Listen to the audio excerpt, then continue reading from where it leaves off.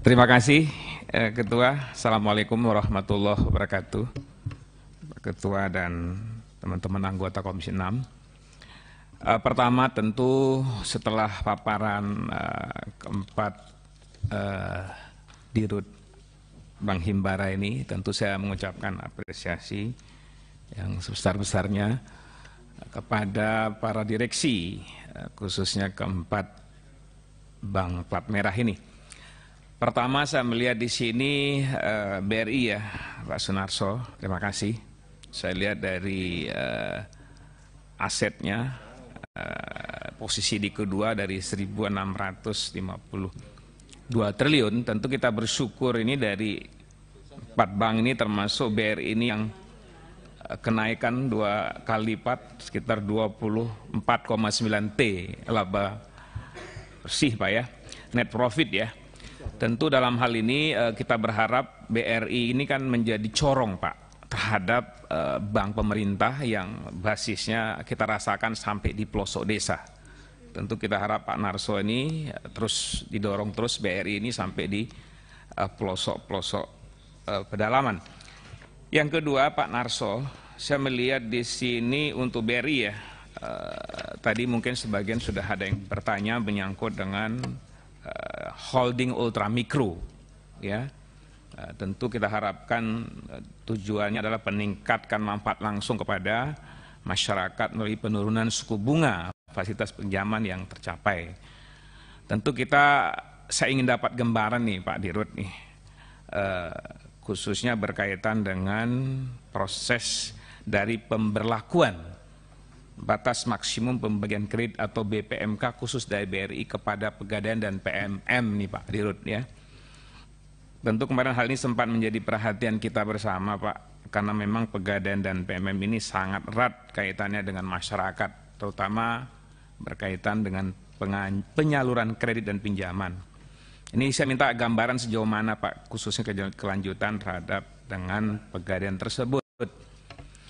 Tentu kita berharap ini apalagi saat COVID Pak, ini di mana-mana muncul Pegadaian Pak. Artinya nih ada prospek pasar yang besar. Tapi ketika prospek pasar yang besar ini tidak dikelola dengan baik, ini akan jadi pasar-pasar gelap Pak di sini ya. Tentu kita berharap misalnya salah satu usaha jual beli emas Pak, ya kan, ini bisa juga dijadikan billion bank ke depan. Ini saya pikir sangat positif.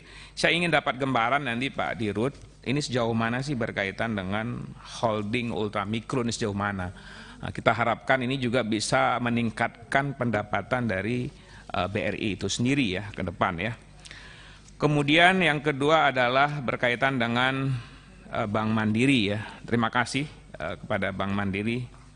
Di sini saya lihat Bank Mandiri sudah posisi aset ini terbesar Pak, yaitu 1.786 triliun dengan profit yaitu sekitar 20,2 triliun. Tentu kita berharap di sini berkaitan dengan Bank Mandiri Pak. Ini Bank Mandiri kalau kita lihat hari ini juga targetnya luar biasa. Saya melihat yang ketiga adalah aset terbesar ini bank swasta ya Pak ya. Itu BCA ya kalau nggak salah ya. Saya berharap ini hari ini yang paling giat melakukan segala strategi maupun pelayanan kan BCA Pak. Saya yakin Bank Mandiri maupun BRI ini juga saya pikir tidak boleh ketinggalan Pak. Karena saya lihat aset BCA hari ini sudah mencapai 1.264 triliun. Tentu kita berharap juga Mandiri juga bisa lebih maksimum, khususnya Pak Darmawan ya. Ke depan ini bisa maksimum. Ketiga adalah Bank BNI Pak.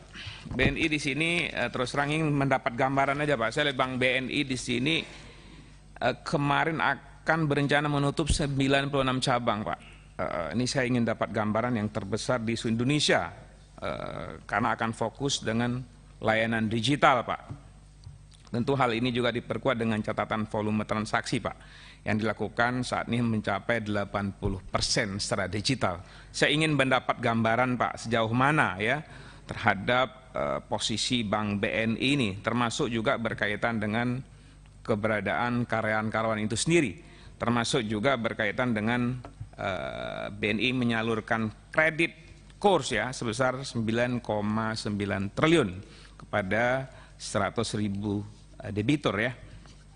Tentu hal ini kita harapkan target-target yang diharapkan BNI dengan layanan digital ini seperti apa. Ini bisa digambarkan kepada kami semua, jangan sampai berdampak kepada persoalan-persoalan lain yang akan timbul di kemudian hari. Terakhir kepada BTN, tentu Pak Haru, terima kasih tadi dari saya lihat di sini khusus BTN ya. BTN di sini dengan potensi yang dijelaskan oleh Pak Haru tadi, kalau kita lihat aset ini ranking kelima Pak. Ini kita lihat BTN di awal tahun ini adalah khusus 5 tahun ke depan ya. BTN menargetkan realisasi KPR sebanyak 1,2 juta unit ya. Tentu untuk merealisasikan dibutuhkan tambahan modal Pak. Saya lihat sekitar hampir 5 triliun yang akan dipenuhi melalui right issue Pak. Tentu di sisi lain kita bisa lihat juga PMM di sini sebesar 2,48 triliun Pak, yang berasal dari cadangan investasi APBN. Tentu saya ingin dapat gambaran bagaimana nanti Pak skema yang akan dilaksanakan oleh BTN. Apakah target 1,32 juta unit rumah selama 2022-2025 benar-benar akan tercapai Pak Haru ya. Dengan inflasi dan kenaikan harga BBM pada saat ini juga akan memunculkan kekhawatiran bahwa masyarakat kita juga bisa mengurungkan ya untuk membeli rumah dulu ketimbang membeli yang lain Pak. Di sini saya lihat target disbursement KPR sekitar 180.000 unit, tumbuh 11,5%. Kemudian bernyangkut bunga ini Pak Haru ya. Saya lihat di sini khusus KPR subsidi 10,2%. Ini sebenarnya banyak juga berharap ada penurunan Pak. Nah, kita di satu sisi kita sangat bersyukur. Kalau KPR non subsidi kan 7,7% Pak. Tapi dalam hal ini tentu kita berharap apa yang telah BTN lakukan selama ini saya memantau Pak di seluruh Indonesia ya, di beberapa provinsi ini harapan masyarakat banyak dengan BTN Pak terhadap rumah subsidi ini. Apalagi di daerah-daerah yang selama ini banyak yang belum tersentuh Pak. Saya berharap termasuk dapil saya Pak Aceh Pak. Jadi kita harapkan juga BTN juga bisa mendorong. Ini sangat diharapkan oleh Mas, karena di Aceh itu Pak baru dibangun oleh pihak khususnya developer ini belum selesai udah laku Pak. Artinya pasar sangat bagus. Jadi ketika daerah-daerah seperti ini saya yakin didorong terus untuk pemberian kredit khususnya baik subsidi maupun non subsidi ya terhadap BTN. Tentu kita akan mendukung sepenuhnya terhadap hal-hal yang kita anggap memberikan dampak positif kepada khususnya perumahan rakyat yang hal ini dibutuhkan oleh masyarakat. Mungkin itu beberapa hal Pak Ketua, Pak Faisal. Terima kasih. Assalamualaikum warahmatullahi wabarakatuh. Terima kasih Pak